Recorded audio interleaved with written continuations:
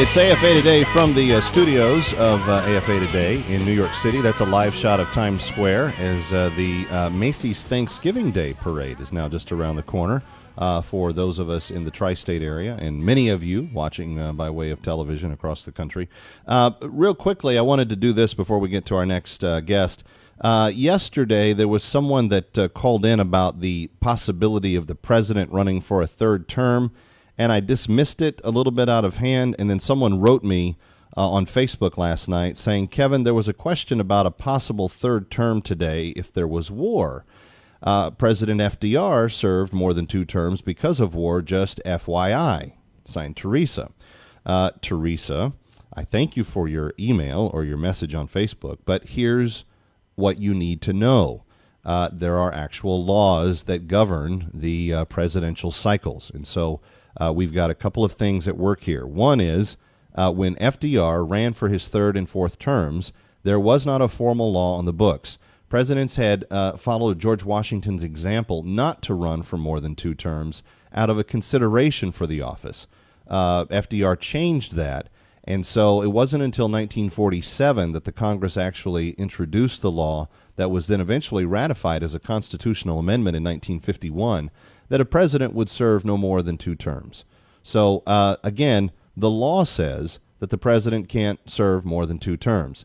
FDR did do that, but the law was not in place when he did that. I just want to make sure that we're always clear. When we want to obliterate confusion, we want to do so, but we don't want to do so at the sacrifice of telling the truth. All right, so just moments before we went on air today, Brooke Goldstein sat down with me. She's the director of the Lawfare Project. She's been a guest on this show several times. And I needed to ask her about a very important item in the New York Times, and this is that discussion. This week, the discussion has been all about Iran, and I want to go to this morning's New York Times, where the article titled Obama Signals a Shift from Military Might to Diplomacy by Mark Landler caught my attention. He said the week ended with the first tangible sign of a nuclear deal with Iran after more than 3 decades of hostility. Then on Monday came the announcement that a conference will convene in January to try to broker an end to the civil war in Syria. The success of either negotiation, both long sought by President Obama, is hardly assured, writes the New York Times. In fact, the odds may be against them.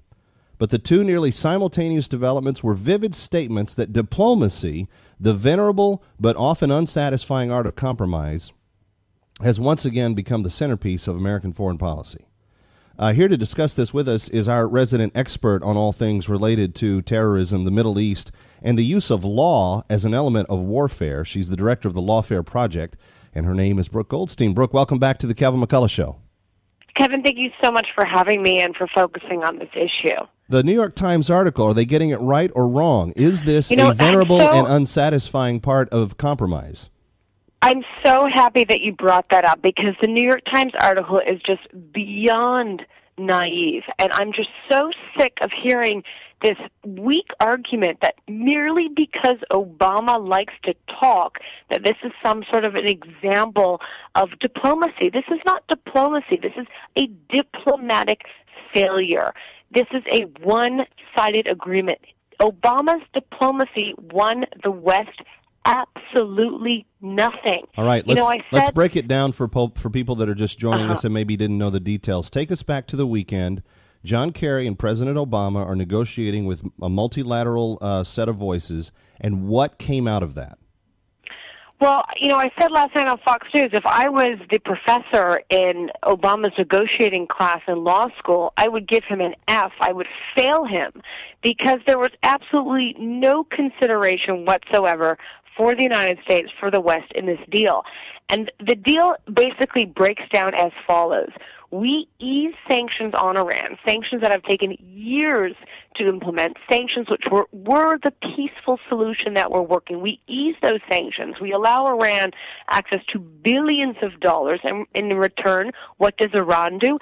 absolutely nothing. Iran does not have to stop its incitement to genocide. Iran does not have to destroy the centrifuges. They merely have to pause it for 6 months. Iran does not have to stop its development of nuclear warheads. Iran does not have to stop incitement to terror or funding of terror. Iran does absolutely nothing for the billions of dollars. So what is going to happen? The likely scenario is 6 months down the line, Iran is either going to turn on the centrifuges again and threaten to keep them on unless we give them more billions of dollars, or threaten to turn them on unless we give them billions of dollars. So this so-called diplomacy, this so-called negotiation accomplished absolutely nothing except for buying Iran more time and making Iran richer, and also making Russia and China richer, because what's going to happen is Russia and China are now going to start selling weapons to Iran, and, you know, the money is going basically in all the wrong pockets. It is a disgrace. It's a disgrace. Benjamin Netanyahu called it a historic disaster. There have been many descriptions of this. Oddly enough, Secretary of State Kerry and President Obama think it's a historic success. Let me ask you this, Brooke Goldstein of the Lawfare Project, and by the way, her website is thelawfareproject.org, and they are the cutting-edge organization watching the use of law to be used as a weapon of war, safeguarding against that abuse of the law as a weapon of war, and would strongly encourage you to sign up for their mailing list. Great information, great events, and great resources available to you absolutely free at thelawfareproject.org. But, Brooke, let me ask you this. You've got $8 billion that were turned on. The spigot was turned back on Monday. You've got now literally no accountability for whatever happens in Iran. So even though they say they're going to stop for 6 months, there's no enforcement of even the 6-month freeze on activity. Exactly. So the money, the billions of dollars, is going to Iran unconditioned on their even following through with their promises not to turn on the centrifuges. And what do you think they're going to do with this money, Kevin? You think it's going to go to improve the human rights situation of the Iranian people?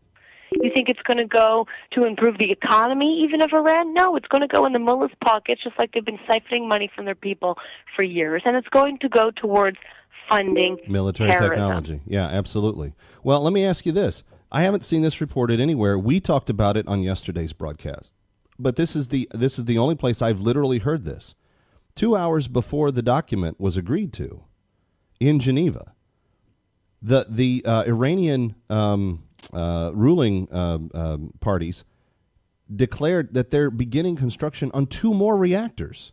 Exactly. The foreign minister came out less than 24 hours after the agreement was announced, saying that we will continue to pursue nuclear weapons. Nothing has changed. I mean, it did not take long for Iran to show its true colors. Why should we trust Iran? Iran is the #1 state sponsor of terror. Iran is responsible for Hamas, for Hezbollah. They have American blood on their hands. And just so you know, we were taken for a ride here. The American public, the media was taken for a ride. These negotiations were going on for more than 5.5 months, except they were kept secret. And then we were fed this lie that all of a sudden there's a breakthrough, and throughout the weekend they're negotiating. They came to this deal a long time ago. Obama was taking basically using the Chamberlain playbook. If you recall, when Chamberlain went and made his agreement with Hitler and announced there's peace now in our time, 6 months later, World War II broke out. And what did Chamberlain do before? There were documents that were actually just released. I tweeted about them. Chamberlain went on a campaign to humanize the Nazis. That's exactly what the Obama administration did with Rouhani. Rouhani is just a puppet for Khomeini.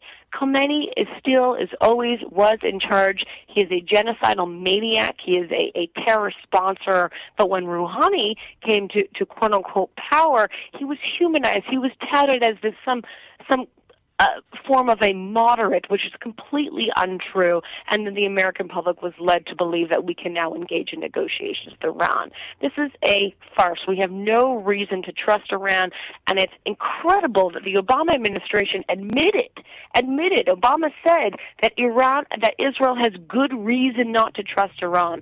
So I don't understand. Why does Israel have a good reason not to trust Iran, and yet Obama is trying to sell to the American people that we have to trust that they're going to follow through with their promises, which they already announced they're not going to follow through doing. Right. When the Jews and the Arabs and the Republicans and the Democrats and the French all agree that this is a problem, you have to sit back and seriously consider what is going on. Yeah. Nobody agrees with the Obama administration that this is an intelligent deal. And guess what? You're not a warmonger for disagreeing with Obama. How can you possibly be a warmonger for advocating that Iran, the number one state sponsor of terror, be confined? Well, and one of the things we haven't even touched on yet is the idea that Iran gained legitimacy in this process. I want you to comment on that in a second. Brooke Goldstein is with us. She's the director of thelawfareproject.org. They do a mailing, a regular mailing through their website that is just spectacular. When there are events, when there are issues, when there are stories, when there are things that you need to know about, you need to be a member of the Lawfare Project. It doesn't cost anything. Just go to the homepage and sign up with your email address and get the alerts as they send them out. But also on the homepage, I want you to know about a little film called Camp Jihad. That's 19 minutes in length. It's right there on the homepage. You can watch it, and it is quite informative. And Brooke, I'm going to have you tell us more about that as well. But like I said, I want you to remark on this idea of Iran now touting legitimacy. And the degree of this process, what happened this weekend and the announcements that were made and then the $8 billion flowing to them, to what degree have we made them a legitimate broker on the world stage now? I'll tell you what we've legitimized. With written U.S. approval, we've legitimized Iran's violation of countless UN Security Council resolutions. We've legitimized their violation of international law and human rights law in terms of the way they treat their own people and fund terrorism. We've legitimized the notion that the United States is a paper tiger, that we're going to back down on our own positions that prior to the Obama administration remained firm, that Iran had to stop and enriching uranium and had to destroy its nuclear facilities. We've legitimized Iran continually breaking international law, and this makes war more likely, not less likely. Israel is now faced with the same conundrum that the Arab world is faced with. They see the United States as unable to or merely unwilling to contain Iran, and it makes it more likely that any of these states are going to take the issue into their own hands and they're going to do something about it. So Iran is only legitimate in its own eyes.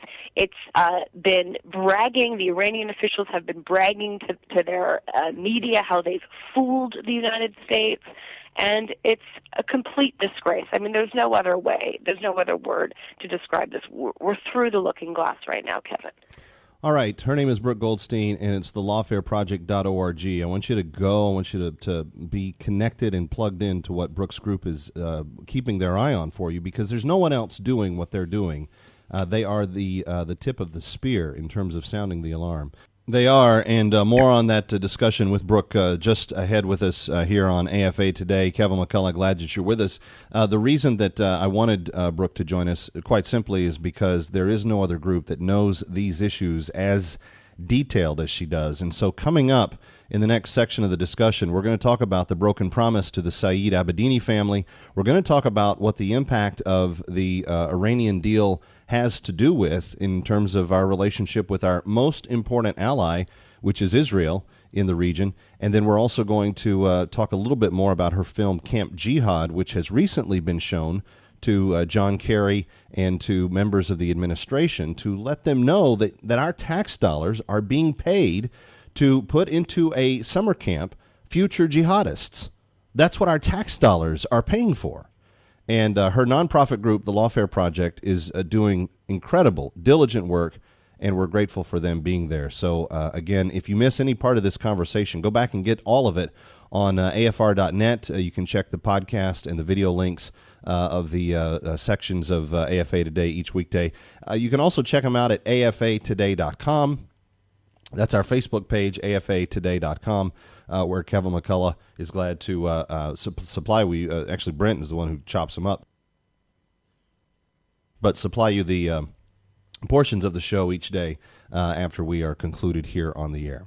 All right, our phone number is 888-589-8840. If you want to be in contact with me, my number is, or the email address, rather, is kmcradio@gmail.com. The Facebook page is afatoday.com. You don't have to even go to Facebook to find it. It's just afatoday.com. And you can like the page there and then check out the bulletins as they are posted.